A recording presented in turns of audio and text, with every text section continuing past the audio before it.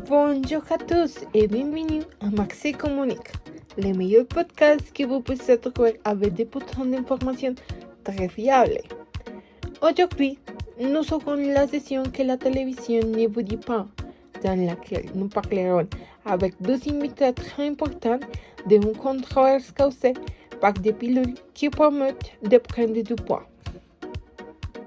Marcel, je vais bien, merci pour l'invitation. Je suis préparateur physique et je suis ravi de participer à votre programme. Bonjour à tous les participants de ce podcast. Je suis experte en pharmaceutique et j'espère que cette information sera très utile pour vous. Dans le chapitre d'aujourd'hui, j'ai remarqué que l'on communique la nouvelle suivante qui a été très controversée en France au cours de la dernière décennie. À propos des pilules qui promettent une perte de poids, mais qui ont causé plus de 2000 décès ces dernières années. Vous qui êtes expert en la matière, dites-moi ce que vous en pensez. Oui, malheureusement, c'était vrai. Mais avant d'aborder le sujet en profondeur, je vais parler de l'entreprise Servier, qui est une entreprise pharmaceutique internationale basée en France. Elle a été fondée en 1954 par le pharmacien Jacques Servier. Et l'entreprise est spécialisée dans le développement et la commercialisation des produits pharmaceutiques dans un large éventail de domaines thérapeutiques, notamment les maladies cardiovasculaires, le diabète, l'oncologie et les troubles du système nerveux central. Le médiateur non démarqué est apparu sur le marché en 1965 en tant que pilule destinée à traiter les surcharges et pondérales chez les patients diabétiques. Toutefois, il a rapidement commencé à être commercialisé comme un cube-femme pour les personnes qui voulaient perdre du poids. Les pilules augmentaient la sensibilité des cellules à l'insuline, de sorte que l'organisme l'utilisait mieux à travers le taux de glucose dans le sang. Expliqué l'Agence européenne des médicaments dans un rapport de 2010, cette information a été controversée et il est nécessaire que nous soyons conscients et nous informer à ce sujet. J'ai fait des recherches pour en savoir plus et des millions de personnes dans le monde sont mortes du désir de prendre du poids rapidement et soi-disant efficacement. Le scandale a éclaté il y a 10 ans, mais les victimes présumées ont dû attendre cette année le début d'un méga procès impliquant des milliers de participants qui se déroulera jusqu'en avril 2020. À votre avis, quelles mesures pourraient être prises pour éviter des cas similaires à l'avenir?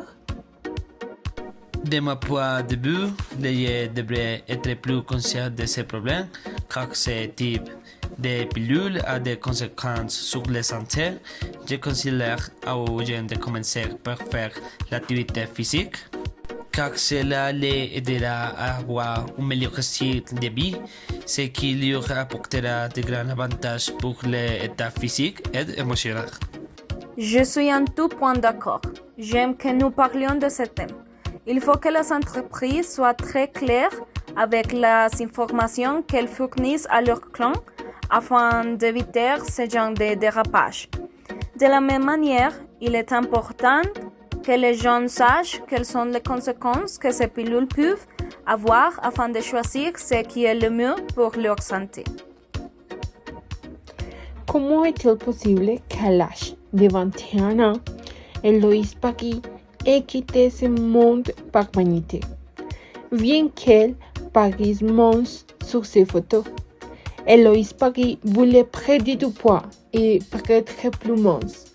Elle a pris une overdose d'un médicament dangereux utilisé illégalement pour perdre du poids et en est morte.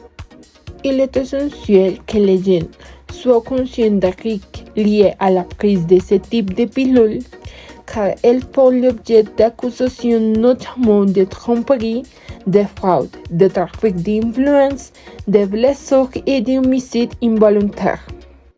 Après des associations avec plus de 500 décès, il a été recommandé de retirer les médicaments du marché après 33 ans de commercialisation. Pour ma part, l'utilisation de ces pilules n'a apporté aucun bénéfice pour la santé. Je pense qu'une bonne condition physique et une alimentation équilibrée aideront les jeunes à atteindre leurs objectifs.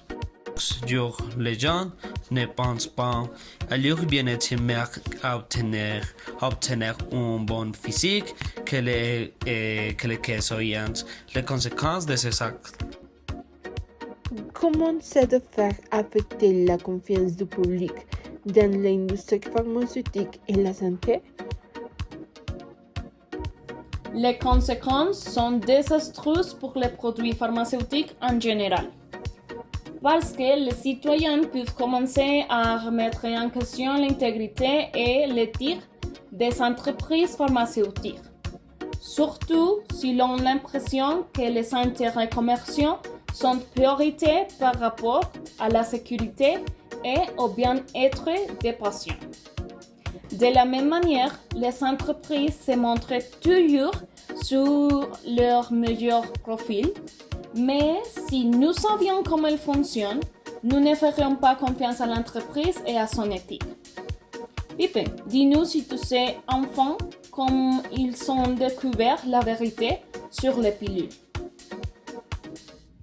Oui, Fer. C'est Irène Franchon, pneumologue, qui a fait retirer les médicaments du marché en 2009, 12 ans après avoir alerté les autorités sanitaires sur l'effet nocif possible du médiator.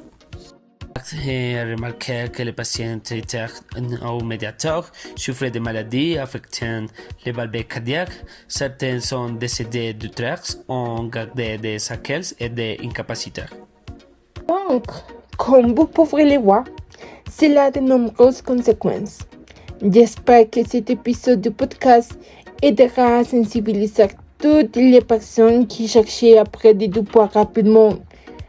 Ne risquez pas votre santé, s'il vous plaît. Il y a de meilleures façons de perdre du poids.